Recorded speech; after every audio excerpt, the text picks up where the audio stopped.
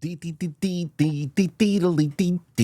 that the way the song goes? I think so. Welcome back, ladies and gentlemen, or welcome to the channel. It is the trailer for Masters of the Universe. Now, if you're brand new to the channel, you got no idea how I am involved in this at all. This particular project, not involved at all. But He-Man itself, there's a lot of history with me in that particular project. So I'm sure that if you are familiar, that's one of the reasons you're tuning in. I am really curious to see if they're able to hit this tone. Now, I was a big fan of the 80s animated show growing up. I was an even bigger fan of the 2002 Cartoon Network one. It's kind of in the vein I thought the series should go, or movie should go, if they were going to do it.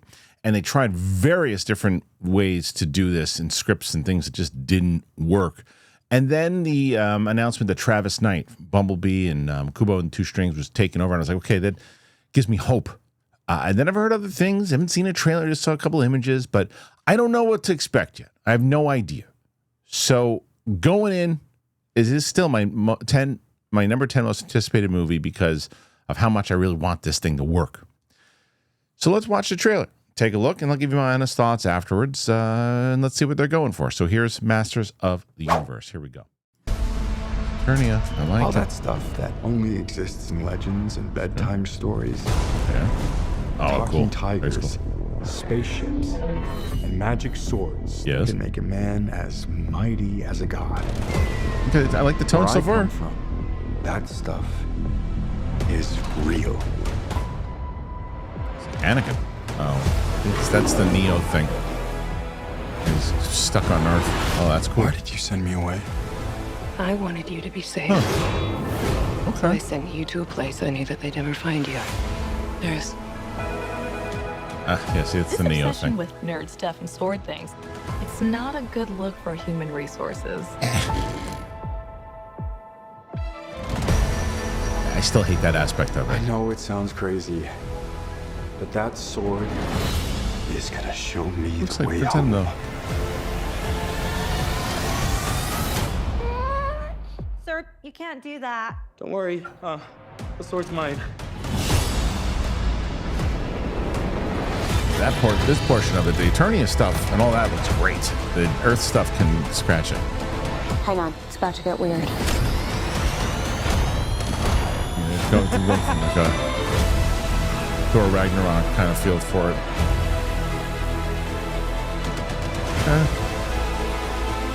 You gotta show him turn into He-Man, right? It's gonna be the last shot. What am I supposed to do? Oh shit. Take the sword. You protect them. Do it. Oh, you gotta have him say it. Come on. Oh, you're not gonna have him say it? That's cool. Ginger. Let's go. Say it. I have the power! Okay. Nice. Okay. I got goosebumps, I'm not gonna lie, when it comes to that portion of it. Oh. You can tell some jokes, Skeletor? Hey, Beatspring. Okay. So, a lot that I liked. Some that I didn't, but a lot that I liked. And this is the hopeful portion of what Travis Knight brings to it. They're going for a fun romp adventure movie. Okay, that's your tone. I get it. I don't think it's necessary to send him to Earth. That is okay. His mom wants him to be safe, sends him to Earth. Okay, fine. But he's working in an office, and then there's the jokes, and you know that leads to that kind of goofiness stuff that I always get nervous about. If it's just to be silly and throw jokes in there for the sake of, well, we can't let it be too serious. It's a He-Man movie. Like, that's what I get nervous about. But the stuff that looks really good is the Eternia stuff. I mean, that's the stuff that counts. We haven't had a real live-action He-Man in Eternia. We had the Dolph Lundgren thing. You kind of had Eternia for like a portion of it, but the majority of it took place on Earth. And that was pretty much a disaster of a movie in general. I know people kind of years later kind of find it near and dear to their hearts, but it's not a good movie. This has the opportunity to be a fun romp, and I think Travis Knight is the reason why. We'll see where it goes. We'll see where it lands overall. But I was impressed with the overall visuals of it. I was also impressed with the stuff that they did show. The majority of it, what they leaned on in this trailer at least, was that they are taking it serious and that the whole tone isn't goofy. And I had heard someone who'd seen a screening of it who had said it really plays like a Saturday Night Live Thor Love and Thunder more so than Ragnarok.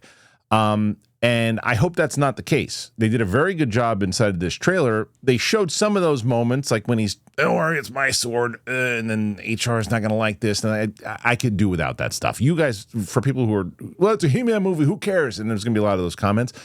I could do without it. I like the fact of what they've done, putting them on the on Eternia and really diving deep into it. I hope that if they look to make this movie a franchise and look to do, bunch of movies with it, that we stay on Eternia once we get there. You didn't really dive deep into the other characters. You see Tila, you see Man-at-Arms, you see them. I don't know if Stratus is even in this. I love Stratus. I don't know if he's in this. I think maybe you see Beastman, but you don't. This is just really a teaser, so you don't dive deep really what the story is. But I think that, again, they did a good job in this teaser trailer, because a lot of times in the teaser trailers, you don't really get a lot of substance. You get more of the imagery, and there certainly was a lot of that. But you do get a lot of the stuff of like, why did you send me here? Well, I sent you here to protect you because they were looking for you and this and that. Okay, whether I like it or not, they're giving you the plot and telling you he's here. Then finally, someone texts him, I have your sword. Beat it, will you? But anyway, he finds out there's a sword, gets the sword. Someone's going to come recruit him. And then he gets off of Earth and he goes into Eternia, and our real adventure begins. I loved seeing Eternia. I loved seeing Castle Grayskull, the Sorceress, all that. Diving a little bit more into figuring out exactly who these characters are, why they're doing what they're doing. And if it leans more so, look, you just have to accept what they're going to do with this show and this movie in general. They're going to make it more lighthearted. And if they're going to throw jokes in there and they're going to do that kind of stuff, if they do land more so in the Ragnarok feel of that, balancing out both story, characters, humor, or Guardians of the Galaxy 3 type thing, or even 1, then okay. Then that's your tone. I get it. If they lean more so into, if the jokes do overpower the substance, that's when I'm going to have an issue. Don't know yet. Haven't seen it, but as much as I've been skeptical, I thought the trailer was pretty decent. I thought the trailer did the job. I thought the trailer got us ready to go to Eternia. And I think it's also a nice change from, Marvel movies and DC and Star Wars, something new out there. And granted, old IP, but something new to bring to the screen, something that really has not been done. Minus the 1987 movie. People have been scared of it. Trust me, I know. And they're going to try to attack it this particular way. So Amazon gets a hold of it. Can they deliver on it? Travis Knight is good. I like him. I'm hoping. I'm hoping that they build out, and I hope that they build out overall and they get us interested. I think the kid looks good as Prince Adam, leaning into He-Man at the very end. They teased it out. The one thing that I was hoping for that they very well could do, just didn't see it in this. It is very possible, and not possible. It can be done to take whoever's composing the music, and I think it's somebody really good, I can't remember, but whoever's composing the music, to take that theme, the 80s theme, you can make that into an actual really good score. I've seen people do it on YouTube composers who have done it, and one guy made it sound like a damn Hans Zimmer song. You can do it, and I hope that they do. Because if you're going for the 80s feel, because that's certainly what that little mini teaser the other day was showing, was the 80s television, and they're playing towards that. Put the music in there. If you're going to play to that audience, you got to put the music in there. Don't know if they're not going to do that. I haven't seen it. It's not in this trailer. Anyway, what'd you think of the trailer? Did you like it? Did you not like it? Do you care? Do you not care? Were you skeptical? Are you not skeptical anymore? Were you optimistic? Are you now skeptical? Put your thoughts in there. Let me know. If you're brand new to the channel, you've never been here before, subscribe to the channel. We just crossed 215,000 on the channel, trying to hit 300 by the end of the year. I think we can do that. So hit that button, subscribe. Thanks for being here. Appreciate it. And we'll see you on the flip side. Bye. All right. So if you've been following my journey, I've been really hitting the gym for the last year or so and making sure, as I get older, that I'm doing things right. And I was feeling the change as I was getting older, and everything that was easy beforehand, it just wasn't anymore. I don't really talk about it a lot, but I guess I should talk about it now. I think it started to really hit me about 5 years ago.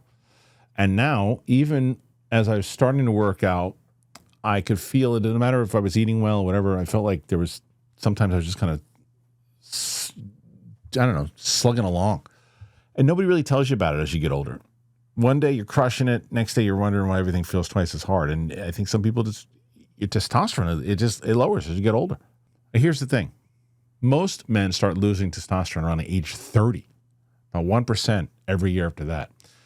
So when the new year hit this year, I was like, wait a minute.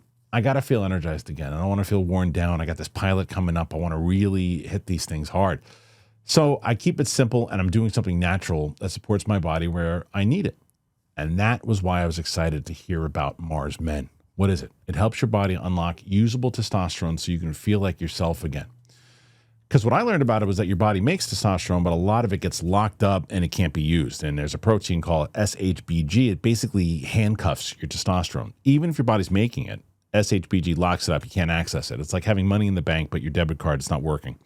So Mars Men is designed to help free lock testosterone so your body can actually use it. There's no synthetics, there's no needles, just real ingredients that help optimize energy, focus, and strength. What's great about it is there's now stronger physical performance, fast recovery from the gym, more consistent, natural energy. It's not like drinking a cup of coffee. It's a steadier sense of drive throughout the day. Supports healthy T levels, energy, stamina. 8 natural clinically dosed ingredients, made in the USA, and it's third-party tested. There's a 90-day money-back guarantee, so there's no risk with that. So the worst case is you don't like it, and you get your money back. But over 91% of users report higher energy levels. Thousands of guys are feeling incredible results. Just check out the reviews on the website and go check it out yourself. For a limited time, our listeners get 50% off for life, plus free shipping, 3 free gifts at mengotomars.com. Perfect way to kick off the new year strong. That's mengotomars.com. You get 50% off and 3 free gifts at the checkout. So you're going to purchase, and then they're going to say, hey, where'd you hear about us? You got to support our show, and you got to tell them that we sent you. Go check it out. Mars Men.